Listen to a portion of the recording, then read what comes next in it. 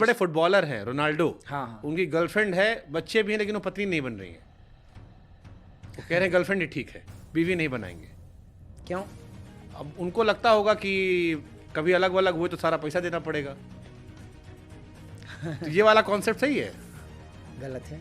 हमारे यहाँ तो बिना विवाह के आप यदि संबंध रखते हैं, हाँ, पति पत्नी का, तो वो गलत ही है तो ना। आपकी लव मैरिज हुई थी, अरेंज मैरिज? हमारी तो अरेंज मैरिज हुई थी, सबकी राजी मर्जी से। पिताजी खोजे थे? सब माता पिता सबकी मर्जी। आपको क्या अच्छा लगा? भाभी बैठी सामने, अच्छी हैं।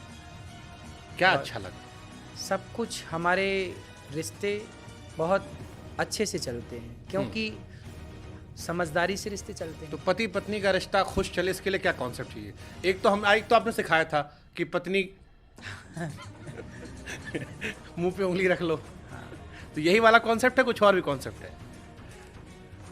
हाँ, ये भी ठीक है। सबसे उत्तम तो चुप है, चुप मार लो, खत्म बात। बट दुनिया भर में बाकी लोग कहते हैं कि मर्द चुप होता है, आप इकलौते हैं जो कहते हैं कि पत्नी से कि अगर लड़ाई होती तो मैं एक फार्मूला दे रहा हूँ, ऐसे उंगली रख लो। सही है। तो देखिए, चुप रहने से ना कई बार बहुत सारा बोलने से ना विवाद खड़ा होता है।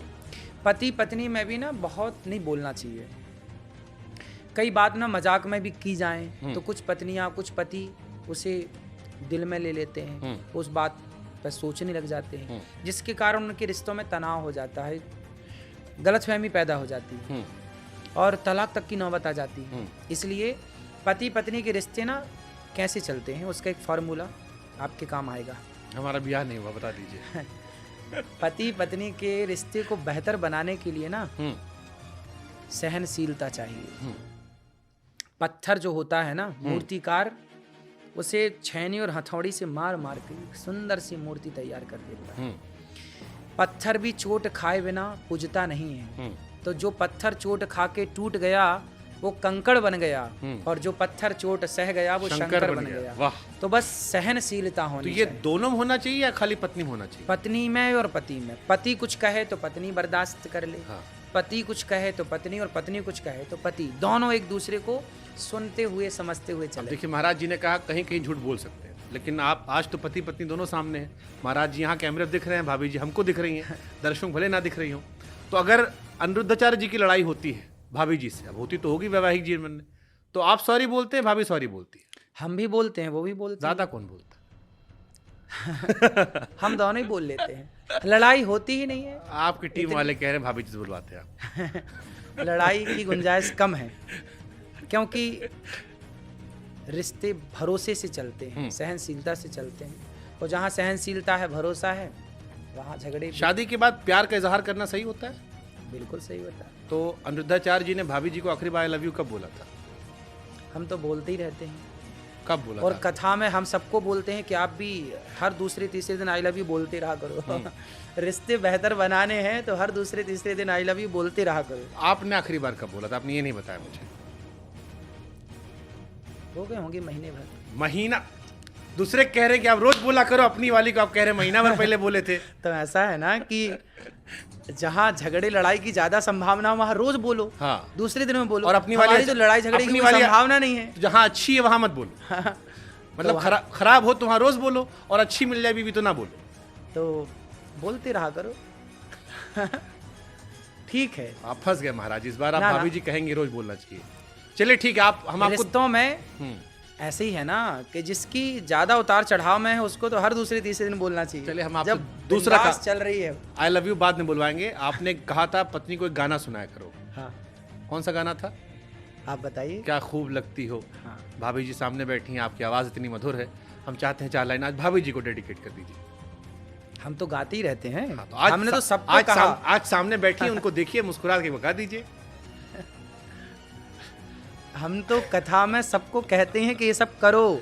तो हम तो आपसे करवाने कह रहे हैं, जो आप कह रहे हैं हम आपकी बात आपसे कह रहे हैं कि उसको करके दिखाइए, ताकि हम लोग भी आगे अपनी बीवी गाएं।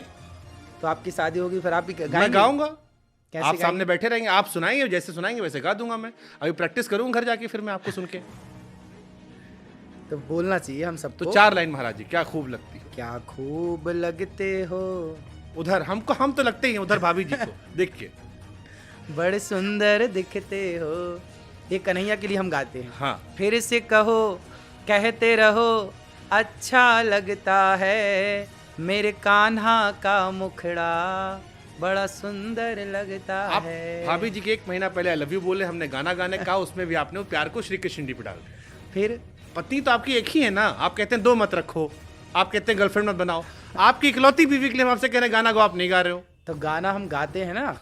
अभी हम देखो, जो पति पत्नी का प्यार है ना, वो ऐसा हो कि कोई देखे ना, ठीक, क्योंकि भोजन भजन रिश्ते ये पर्दे के अंदर अच्छे लगते बेहतर बात। हैं।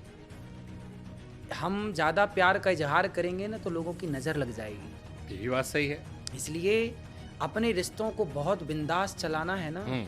तो उन्हें गुप्त रखना चाहिए। भोजन भजन ना, और क्या क्या। नारी, हाँ ये सब पर्दे के अधिकारी। हाँ यार, पर्दे मतलब ये नहीं कि तुम घूंघट डाले, वो वाला पर्दा नहीं।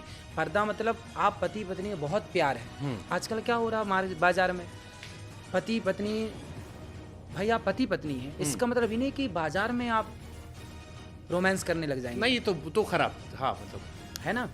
तो पति पत्नी है मतलब मर्यादा, आप दोनों का प्यार है उसको पर्दे के अंदर रखिए, क्योंकि पर्दे के बाहर यदि वो आपका प्यार आया और समाज की नज़रों में आया तो फिर वो नज़र लग जाएगी। चलिए हम नज़र नहीं लगाएंगे, हम आगे बढ़ जाते हैं। हाँ। दीपक चौरसिया जी हमारे आए थे जी। उन्होंने एक लाइन कही थी, हमको याद रह गई कि जलेबी और बीवी, इनको देखकर लगता है कि परेशानियां भी मीठी होती है। हमको लगा हम महाराज जी से पूछ ले उनका क्या थॉट है। ठीक है। पत्नी यदि आपको बढ़िया मिल गई है ना, तो जिंदगी बहुत स्मूथली कटेगी, बहुत अच्छी। और यदि पत्नी जीवन साथी आपकी अच्छी नहीं है तो फिर रुलाने के सिवा कुछ नहीं है और रोने के सिवा कुछ नहीं है। इसलिए रिश्तों को बहुत समझदारी से चुनना चाहिए। इसलिए हमारे कहते हैं ना, पानी पियो छान के और विवाह करो जान के। आय शाबाश। तो ये बात आपने बाबा बागेश्वर को समझाई? सबको कहते हैं कथा, आपके मित्र हैं वो। सबको समझाई। हमने तो कहा था उनसे कि आप जल्दी ब्याह कर लो। अभी उन्होंने बेटियों का ब्याह कराया था तो हमने कहा था हाँ कि आप सबका ब्याह कराते हैं, भगवान जल्दी आपका कराएंगे। हाँ, तो क्या कहे वो? तो वो हंसे और होगी जल्दी शादी। बढ़िया है। एक बात आपने और कही थी, 5 महापाप होते हैं। हमको लगा हम पूछ ले कौन कौन से होते हैं 5 महापाप। 5 महापाप में पहला महापाप तो है शराब पीना। दूसरा महापाप है सोने की चोरी करना, गोल्ड। तीसरा महापाप है गौ हत्या करना। चौथा महापाप है कि बेईमानी के द्वारा धन अर्जित करना। और 5वां महापाप है जो इन चारों के साथ उठता बैठता है, वो महापापी है। महाराज जी तो पूरा भारत खाली हो जाएगा। या तो आदमी दारू पीता है या आदमी पैसा कमाता है। आजकल तो जो जितना बड़ा चोर उतने बड़ा जाता है, दुनिया में ताम झाम करता है, तो फिर आदमी किसके साथ उठे बैठे? इसलिए हमें सात्विक बनना चाहिए। और अच्छा, दारू पीने में क्या दिक्कत है? हम नहीं पीते। हाँ। हमारे घर में कोई नहीं पिया तो हम भी नहीं पीते, लेकिन हमारे आसपास बहुत लोग पीते हैं। अब वो कहते हैं रात को सोने के पहले 2 घूंट मार लेते हैं, बढ़िया नींद आती है, जिंदगी अच्छी लगती है, तो उसमें क्या बुराई है?